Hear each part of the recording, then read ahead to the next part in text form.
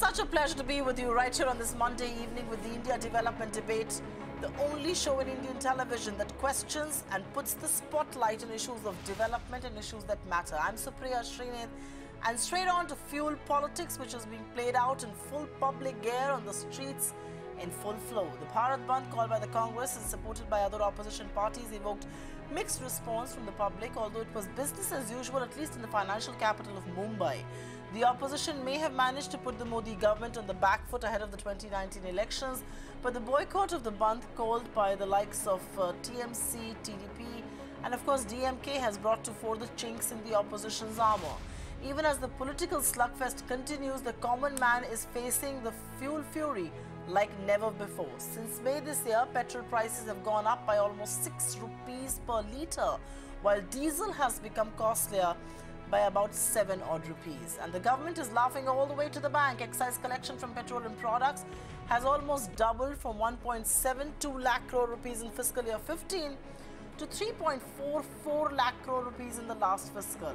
As the countdown begins for the general elections, the spike in fuel prices is sure to occupy center stage and perhaps the street as well. Fuel politics and what it means for the Indian economy, our polity, and more importantly for you, the common man. That's a topic on the India Development Debate this evening. All right, let me take this across to a stellar panel that's joining us right here to discuss fuel politics and the Bharat Bandh. Hitesh Jain represents the BJP, Sanjay Jha from the Congress, Juhi Singh represents the Samajwadi Party, Ajay Bansal is president of the All India Petroleum Dealers Association, and of course Swaminathan Iyer, our consulting editor, is going to be joining us very, very shortly. Thanks each one of you for being with us. Oil is an important debate. Fuel is an extremely important commodity, impacts each one of us, and I think every voice on this debate really counts. I wanted to begin with Swami, but he's taking time to be on the show, so let's just go straight into the politics of this debate. And Hitesh Jain and Sanjay Jha, let's begin with the two of you. And my only request to the politicians on the show and everybody else is, let's keep this civil, let's keep a conversation going because there is so much ground to cover. Let's keep our answers crisp, let's not butt each other because I'm going to give you equal time to speak. Anyways, let's start with you, Hitesh Jain there. And many people believe 21 opposition parties supporting this Bandh and all of that. Will Modi's BJP remain atal in Ajay Bharat? Because many fear BJP doesn't seem to be on the front foot of late and leaders are sounding defensive, asking for more time. Do 21 parties together cast further doubt over this Ajay BJP slogan?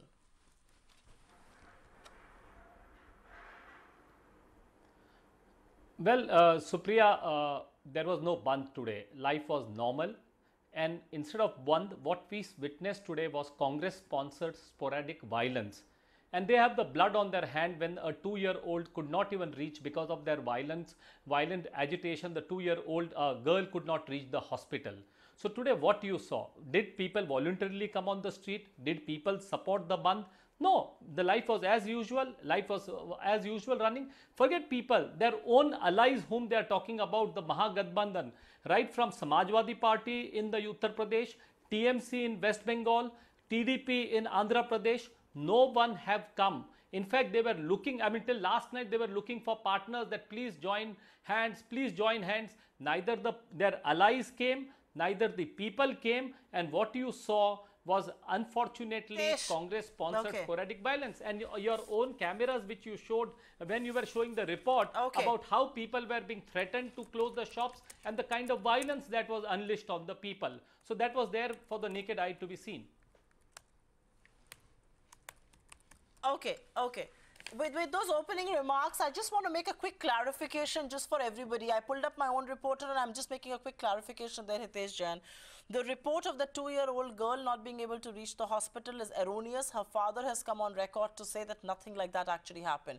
So let's be very careful of facts here because facts are being thrown in to sometimes twist arguments. But I don't blame you. This is what was being generally reported and I don't blame you. Let me take this across to Sanjay Jha then. And Sanjay, I wanted to come to you, but let me quickly go across to Juhi Singh. Juhi Singh, is today's Bandh a show of opposition unity? Because you weren't solidly standing with the other batch of opposition parties that were. Supriya, we already had earmarked today's day when we would carry on protest on various district headquarters. and the Samajwadi Party was there, the issues were same, and the fuel prices consistently are rising. It is an issue, it's hurting the people, and the Bandh is the only alternative which is left to the various political parties, because the central government has said that they cannot do anything, they will not do anything. The state governments are really, wherever they are, wherever there's elections, there's a small reduction in VAT. So yes, it is affecting the people, it is hurting us, and I think in a way it really made the central government at least take notice, because it's a very insensitive government if you even do not get into the political plang of mudslinging.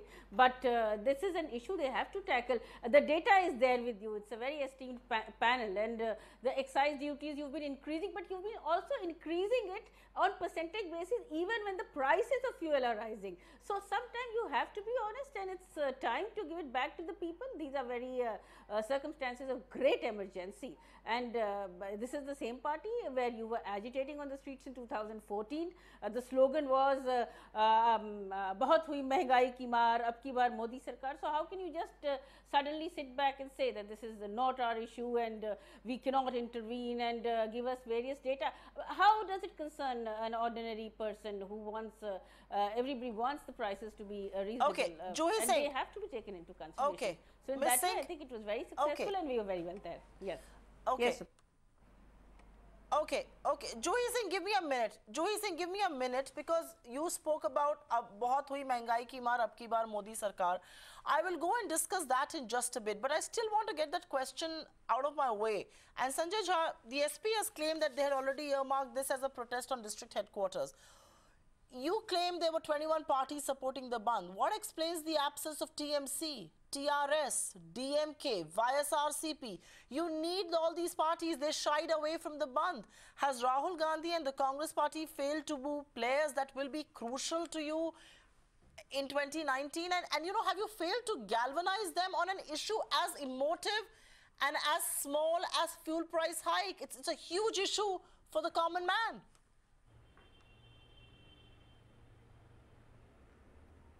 You know, Supriya, before I answer your question, I'm extremely grateful that you clarified the status of the unfortunate death of a 2-year-old child.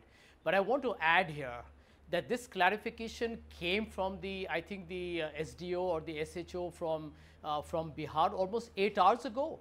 And I'm appalled that the tragic death of a 2-year-old child is being, you know, so disgustingly and in a cheap and a vulgar way being politicized by the BJP. The clarification is out there in the public domain for the last 8 hours. And you have a BJP spokesperson repeating that again and again. I think it's utterly shameful and sickening. Now, let me answer your question, Supriya. No, Sanjay, let's not. The truth of the matter is that if 21 parties have come together, I have a view on this, Supriya, because, you know, end of day, you have a minister from the government making allegations without doing his homework. And they were trying to actually divert the debate from oil Sanjay, let's get on with the point and I'm try asking. to make the opposition feel as if we were totally irresponsible. No, Sanjay. Yeah, fair enough. Okay, now, Sanjay, let's come to prices. Sanjay, opposition unity. The question is,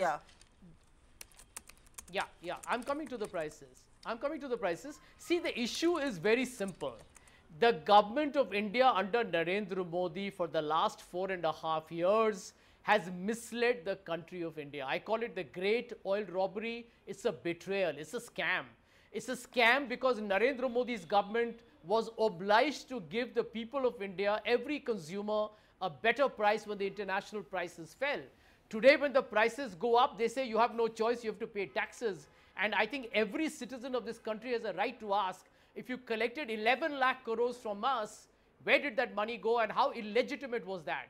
I think today, Supriya, when you look at the public demonstration, I think that's a normal activity in a political process in a mature democracy, because this government refuses to acknowledge the problem. Today, what have we done? I mean, there may be a few parties that did not participate, but there were 21 opposition parties together. And the statement that everyone has made, which is, I think, evident even on your program today, Sanjay, is that those were very crucial parties. Has allowed the economy to drift and has cheated the common man. Okay, Sanjay, you've made an important. Okay, Sanjay, you've made your point. You're saying some parties did not participate. My contention is those parties were important. If this was a united opposition Bandh, they should have participated because oil continues to be an important issue. But let me take this across to Swaminathan Iyer because he's the most candid commentator I know. And Swami, my question to you initially was that what do you make of this Bandh today? Is Bandh in India still relevant? Is it still a potent form of protest? And the counter question to all of this is that Bandh had a mixed response. You know, it was neither a failure nor was it a roaring success. Has in some ways left politicians on either side of the political divide confused. They can't imagine that people are all disillusioned, nor can they imagine that India is extremely ecstatic. Swami. No, look, a Bandh is a standard part of Indian democratic politics. Nobody can say that there should not be Bandhs. And every political party that is determined to hold a Bandh will have sufficient organizational clout to ensure that there is some kind of response. I mean, how much response up and down you can debate. To me, the more critical thing is, you know, what is the issue and what is the context in which it is taking place. Right now, we are in an emerging markets crisis, and India is an emerging market. And please let us not be so inward looking that we only look at, you know, what's happening within India without the overall context. Money is flowing out of all emerging markets, including India. There is a crisis in Turkey, there's a crisis in Argentina, a crisis in Venezuela. We are in a situation where if you do not hold steady, there is a chance that the kind of collapse you got in financial crisis of 2013 will be repeated today. At this particular point, there has to be a very steady hand on the tiller. You should be doing nothing to increase the fiscal deficit, nothing to increase the current account deficit. If you do things to increase both of those, you are asking for the country to be put into as bad a situation, the kind of collapse that you saw in 2013. Now, if at this point of time, you cut fuel taxes or you try to subsidize them, you are increasing the fiscal deficit. And on the other hand, you are also, by preventing natural forces from curbing oil consumption, you are widening the current account deficit. On both counts, you are going wrong. I mean, this is not the time to be playing around with politics. I think the government needs to hold a steady hand. And let's say at this particular point, nothing should be done to increase the fiscal or current account deficit. Hold steady on the fuel prices. If there are some state governments that want to cut it, let them cut it as Rajasthan has cut it. I am personally against that too, because even if the state government cuts the fiscal deficit, the tax, it is going to mean an increase in the overall fiscal deficit. And if too many states do it, we're going to get pressure. But please, this is not just about this narrow little thing of is the middle class a little hit. What the really big issue is that there is an emerging markets pressure right now. Right. India must do nothing to get caught up in that. Okay. That's a fair point, and that's exactly the kind of perspective that you get here on the India development debate. And this is not about politicians calling pot shots at each other. We're giving you a perspective that matters with politicians also who understand this. I mean, you know, all three politicians on my show, and of course Swami gets us that perspective. But Sanjay, I will quickly ask you one question and then move on. Congress has never supported the culture of Bandh. I mean, Ashok Gehlot even today said, we've never supported Bandh. We've never been, you know, in favor of this. Why a sudden change in heart? Why are you doing something that you have not inherently believed in?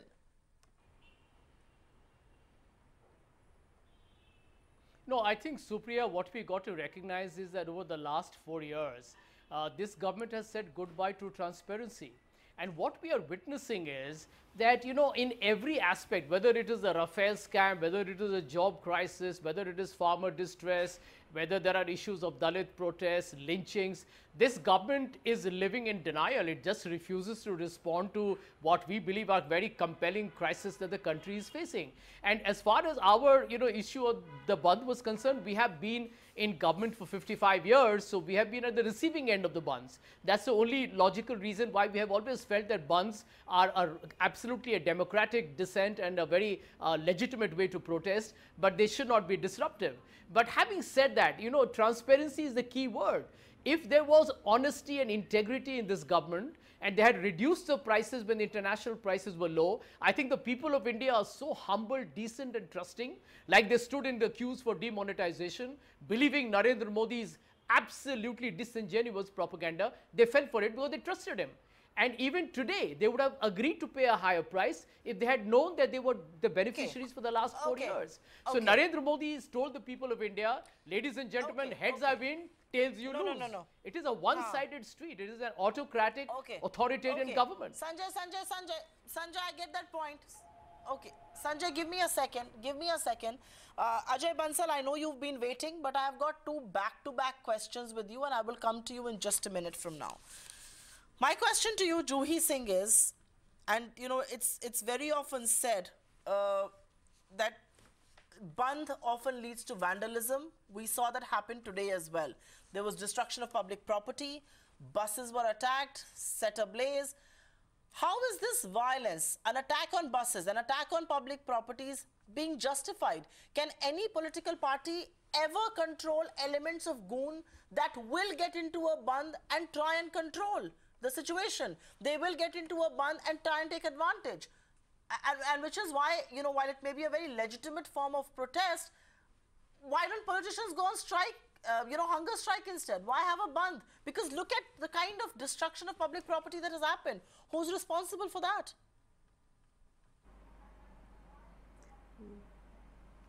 Supriya, I agree. Yes, there has been vandalism, but when you leave the opposition or the people with no alternative, then they will protest. We've always been a party who has protested on the roads. Today also we have protested on various district headquarters. It's okay to talk about the fiscal deficit and the current deficit and the steady hand of the government, but what about demonetization? That was not a very steady hand or a very rational decision as things have panned out today with the Reserve Bank report. So I would say that no rationalization was being advocated today, and when it's the people who want a return in the fact that they've stood by the Prime Minister, all the oil prices have been low to a certain extent. How much do you need to stash up to blame the previous governments that we are now stabilizing the economy? Or do we, when we go to the elections, do we tell the people that we will not fulfill our promises, or we will fulfill them subject to Venezuela or OPEC or what's happening in Iran or what's happening in US? No, then we are lying as such. That's what the BJP has done. So let's face it, and yeah, I apologize for the vandalism or whatever loss of private property, but what about the real pain which the people of India are going through, whether it's the input costs are going to increase in agriculture everywhere, prices are rising. So, I mean, can BJP give us a time limit? Because at the moment the central government is saying, no, we cannot do anything. We cannot even talk about GST because we have to see the stabilization of GST. Yes. Right. Okay. Juhi Singh, you've made a point there, and I'm at least thankful that you've been gracious to say that as a member of the opposition, you're apologizing for the vandalism that has happened. But Ajay Bansal, let me come to you.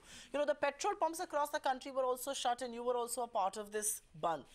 Who does the bandh eventually impact? Who suffers most? My own sense is the common man. I mean, what explains petrol pumps to be shut? They are essential commodity today. Why are you shut? I mean, isn't petrol an important commodity? What were you protesting against is really the big question. Mr. Bansal? No, this is totally wrong. Yeah, this is wrong. We are not closed any outlet. We were not there at any. See, there are so many places we find there is a law and order problem, or there are some safety reasons. So there might be some closure of the pump due to the safety reasons, but we were not a part of any closure, because we know that we are dealing with the essential commodity, and it's a very important thing for people. So we have that is the wrong news that we were closed. So there was some incidents at outlets where the police have been called and the pump were closed, and like few states there are people who sit on outlets, and then ultimately police came and the pump was opened. There is no, I think, such thing. Okay, Mr. Bansal, can I please ask you a question? Mr. Bansal. Yeah, please. Okay, Mr. Bansal, I have a quick follow-up question to ask of you, because I'm going to delve deep into politics after this. And the follow-up to you has been that there is a clamor for the government to cut excise. There is a clamor for states to cut VAT. What about dealer margins? Is there any scope for you to rationalize or cut dealer margins to bring some relief to the Aam Aadmi? Let me tell you, it's a very good question. It's, I think, related to me, because there is a only political discussion which I cannot be, should not be the part. But the dealer margin, as you know, that it is the lowest in the world. We are basically getting, actually, in pocket, we are getting a 16 paisa per liter. We are fighting to increase our commission for the last so many decades. So, we had the protest, we have closures, we have done so many things. So, to just get the increase, because but we get a commission, let us say you are also saying that we are getting 3 rupees 61 paisa or something. It is basically a operating cost. We lost 1% petrol and diesel as evaporation. So, that is the compensation. See, 1% is huge. We, and in fact, the price rise is hitting us. When the price was at 60 rupees, we were losing, let us say, 1% of total 1000 liter of evaporation. That was costing us a 60,000. Now, if it has been increased to 80 rupees, now the cost has gone to 80,000. So, what we are getting is a very the nominal and the I think the smallest part. So, that is wrong, but I can add something if you allow me. The problem is, Ajay, I'll come back to you. Okay, Ajay, let me come back to you. No, let me come back to you. One second. Hitesh Jain has been patiently waiting by, and Hitesh, I'll come to the crux of the matter, and the crux is prices. Fuel prices are rising daily. They even rose today. As we speak, it's about to reach 90 rupees in Delhi and Mumbai. Can the government deny it has a responsibility? And I will tell you why I'm asking that question. I'm an economic journalist. I don't believe in this, crying foul and saying you're looting us. No, you're not doing that. But when prices hit rock bottom, the government made merry. You got windfall gains of nearly 3.44 lakh crore rupees in fiscal year 18. Now when prices have shot up, aren't you morally obliged to share some part of the blame?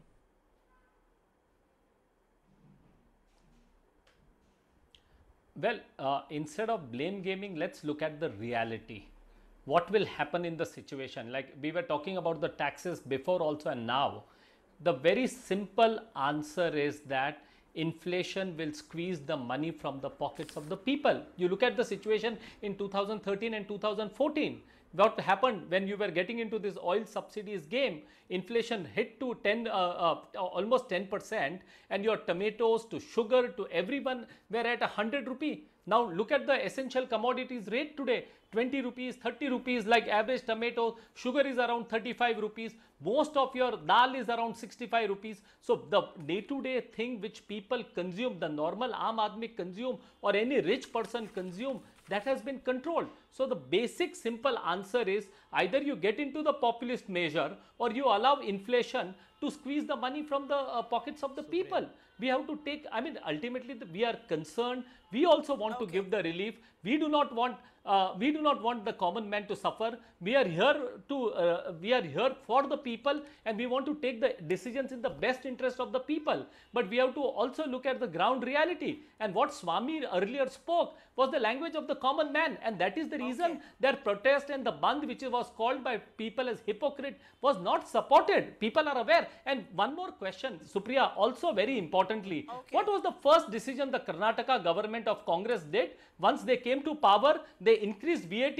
So if that is the case, they are in Punjab, they are in Karnataka, reduce the VAT. No, Punjab government said nothing doing. We are not going to reduce the VAT, period. West Bengal said we are not going to reduce. Can I respond to that? See, we have to also rise over this mocking. Congress only speaks lies, mocking, and Sanjay Jha is a bad example and the worst example of all these things. I mean, he represents his party and his party president. So fine, we cannot expect any constructive politics. I said in the beginning of the show. I will answer you, my friend. I will answer you with facts and data. Hitesh and Sanjay. No, but that's second. okay. But Hitesh and Sanjay, I had said in the beginning of the show, this is going to be a civilized discussion.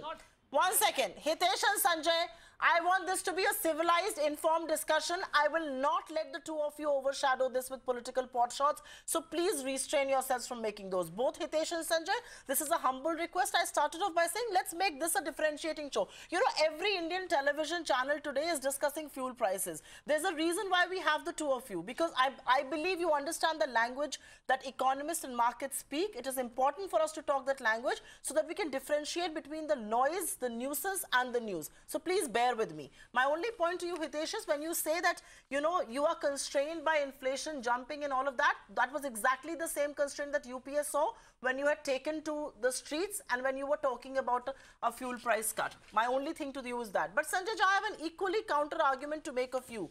In fiscal year 13, we spent about 97,000 crore rupees as fuel subsidy.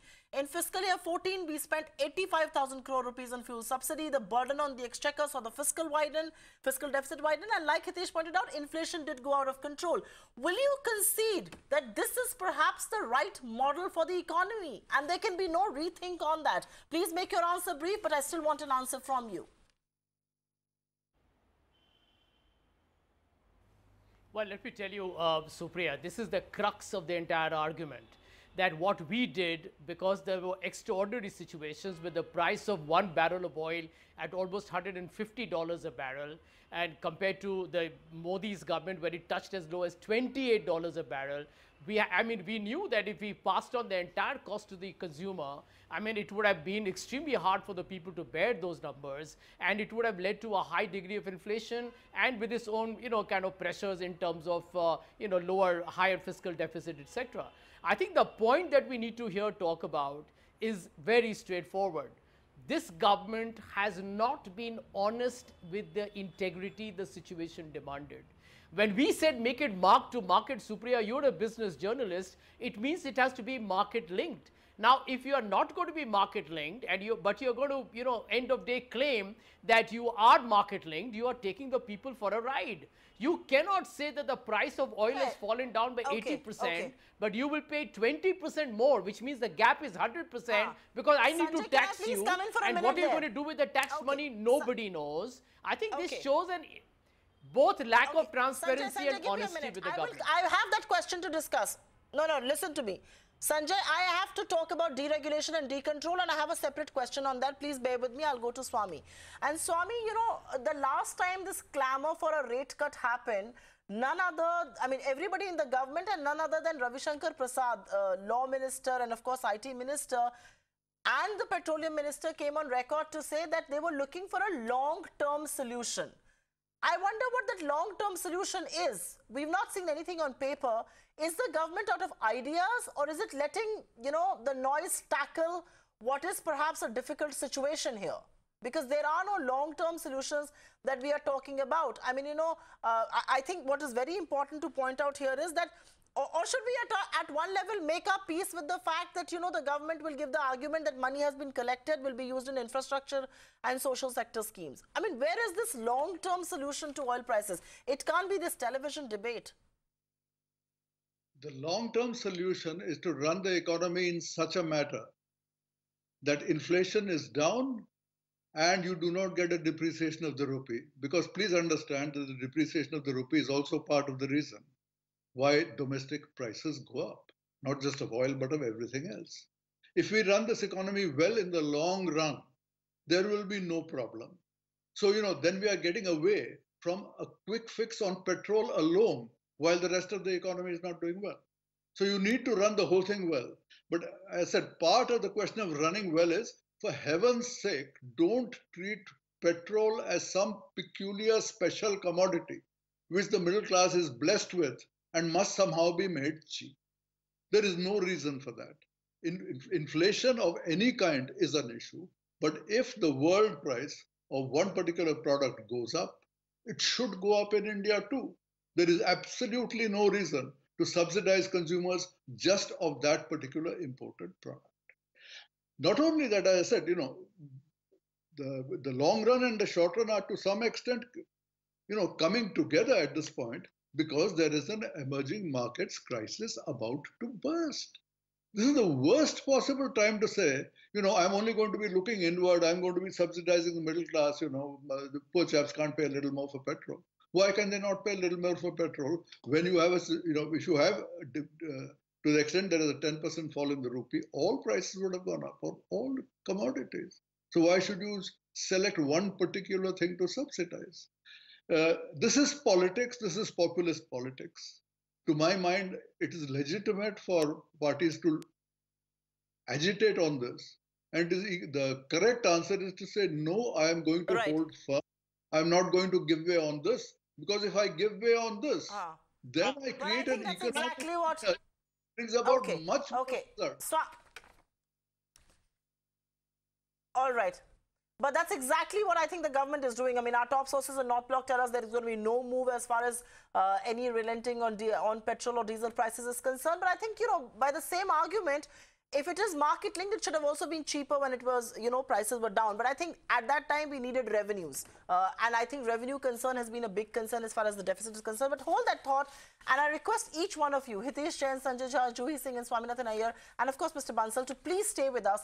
We'll take a quick breather and we're back in just a moment. Please stay with us. This is a fascinating discussion on oil and this impacts you, the consumer, the most.